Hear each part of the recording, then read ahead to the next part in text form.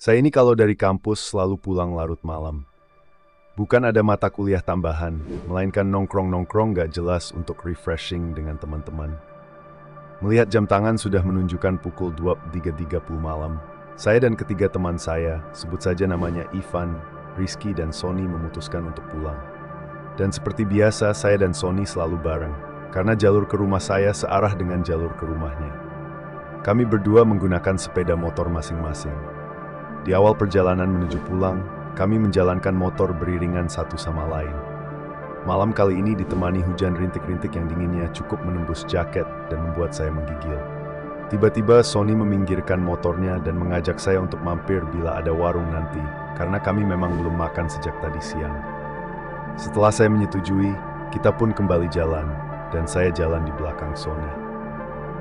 Di perjalanan yang sepi ini, hanya ada beberapa pengendara.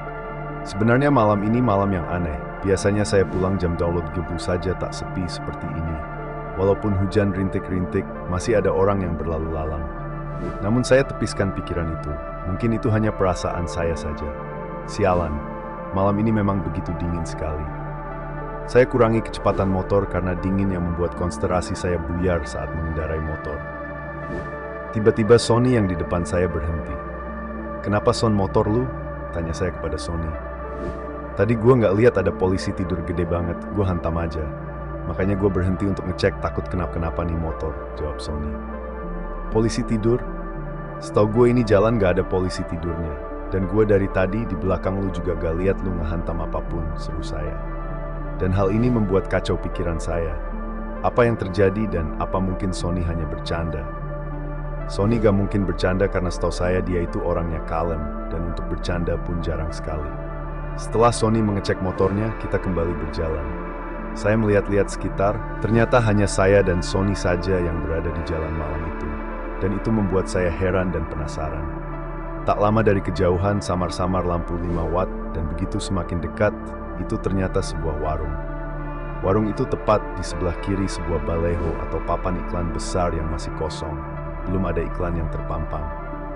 Akhirnya Sony dan saya berhenti dan mampir ke warung tersebut. Pas saya turun dari motor, tiba-tiba saya tersandung papan kilometer yang tingginya selutut dan cukup membuat kaki saya sakit.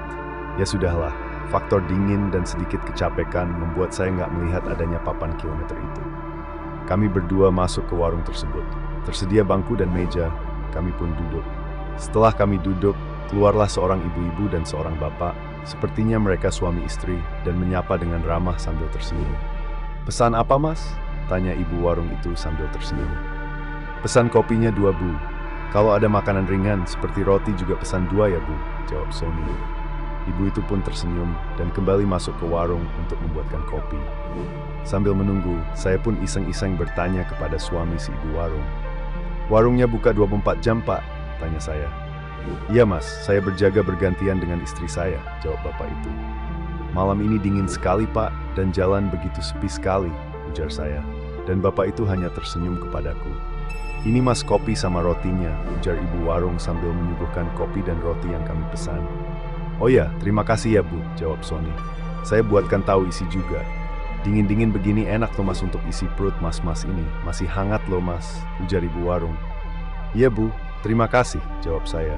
Lagi-lagi ibu itu tersenyum kembali kepada saya dan Sony. Lalu saya ambil tahu isi itu. Kebetulan saya sangatlah lapar karena menerjang dinginnya malam ditambah rintik hujan. Setelah saya makan, ternyata enak juga tahu isi ini. Begitupun juga sambalnya. Sampai-sampai saya dan Sony habiskan tanpa tersisa. Seperti biasa, sehabis makan saya bakar sebatang rokok sambil menyeruput kopi hitam hangat. Beberapa saat kemudian, "Semua tadi berapa, Bu?"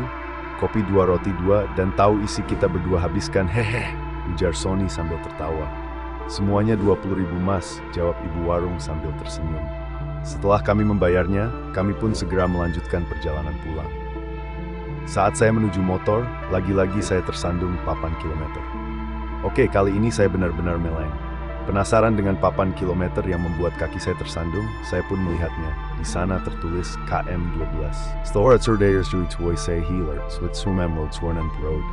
Jalanan masih tampak sepi. Hujan rintik-rintik sepertinya tak mau berhenti juga. Di pertigaan jalan, Sony pun belok kiri. Karena kali ini saya sudah gak sejalur lagi dengan dia. dan rumah saya masih agak jauh sedikit. Anehnya, di jalan yang menuju ke rumah saya tidak sepi seperti tadi. Ada beberapa kendaraan yang lalu lalang. Sialan, malam ini sangat aneh, mungkin karena gua kelelahan, gumam saya. Sesampainya di rumah, saya sholat Isya dan membersihkan diri. Mata pun belum mau menutup alias belum ngantuk. Saya pun mendengarkan lagu. Tiba-tiba HP saya berdering, ada panggilan masuk. Ternyata itu Sony. Tadi lu ngerasa aneh gak selama perjalanan pulang, Dit? Tanya Sony melalui telepon. Iya sih, jawab saya. Kirain gue doang, Dit. Motor gue pas dicek di rumah, ternyata nggak ada yang rusak. Padahal tadi gue hantam polisi tidur gede banget, cuy, ujar Sony. Iya syukur deh, Son. Sorry, gue capek banget nih. Gue tutup dulu ya. Besok di kampus saja ngomonginnya, jawab saya. Oh, oke, Dit, ujar Sony. Karena perjalanan tadi membuat saya stres gak seperti biasanya. Akhirnya saya memutuskan untuk tidur dan menutup telepon dari Sony. Akhirnya saya pun tertidur. Seperti biasa, alarm HP saya pukul 5 pagi berdering untuk membangunkan sholat subuh. Mata terasa berat untuk melek. Namun betapa kagetnya saya, karena terlihat samar-samar bapak dan ibu warung itu sekarang tengah berdiri di sudut kamar saya dengan muka pucat dan tanpa berekspresi. Sepertinya saya antara sadar dan tidak, atau hanya berhalusinasi saja. Sialan, apaan lagi ini? Saya pun tertidur kembali dan melewatkan sholat subuh. Pagi pun menjelang. Jam menunjukkan pukul 7 pagi. Saya pun bergegas untuk berangkat ke kampus.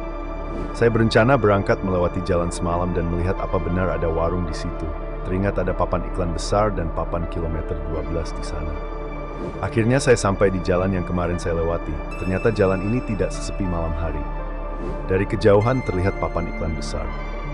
Setelah saya dekati, di sana juga terdapat papan kilometer bertuliskan KM12. Yang membuat saya tersandung semalam. Ya, tidak salah lagi, ini tempat saya dan Sony semalam mampir ke sebuah warung. Dan betapa kagetnya saya, karena tepat di sebelah kiri papan iklan besar yang masih kosong itu, ternyata hanya sebuah kebun kosong yang ditumbuhi rumput ilalang dan semak belukar. Tidak ada satupun warung di situ. Namun, di dalam kebun terlihat dari kejauhan ada sebuah rumah kosong yang nampak tua. Rumah itu atapnya sudah runtuh sebagian. Entah saya berhalusinasi atau tidak, di sana terlihat sosok perempuan melambaikan tangan dari dalam rumah tua itu. Dengan jelas saya lihat rambutnya panjang, bergaun putih. Wah, itu membuat saya gemetar dan saya cepat-cepat starter motor untuk segera pergi dari tempat itu. Karena saya belum sarapan dan gemetaran akibat hal sialan tadi, akhirnya berhenti di tempat jualan nasi uduk. Bu, nasi uduk satu ya? Ujar saya. Ya mas, jawab ibu itu. Jalan sekitar sini pun sangatlah ramai, apa mungkin bila malam hari sepi ya? Gumam saya dalam hati. Ini mas nasi uduknya. Ibu itu memberikan nasi uduk pesanan saya. Iya, terima kasih bu, jawab saya. Rasa penasaran membuat saya bertanya kepada ibu itu. Bu, apa kalau malam jalanan ini sepi sekali? Tidak ada kendaraan yang lewat sama sekali? Tanya saya. Oh tidak dik. Kalau malam di sini lumayan ramai, apalagi ditambah truk-truk bermuatan yang diperbolehkan jalan di atas jam 10 malam, jawab bu itu. Oh begitu ya bu, ujar saya. Kenapa mas? Kok mas pucat begitu? Sedang sakit ya? Tanya ibu itu. Dan akhirnya saya pun menceritakan kejadian yang semalam saya dan Sony alami. Dan ibu itu kemudian menjelaskan. Dulu di kilometer 12, itu ada sebuah truk yang menabrak warung. Dan warung itu hancur tak berbentuk, menewaskan pemilik warung tersebut, yaitu pasangan suami istri. Rumah di dalam kebun itu adalah rumah pemilik warung yang tewas itu. Jadi yang mas makan semalam itu hanyalah tipuan mata saja. Mas itu sebenarnya nggak makan apa-apa, ungkap ibu itu.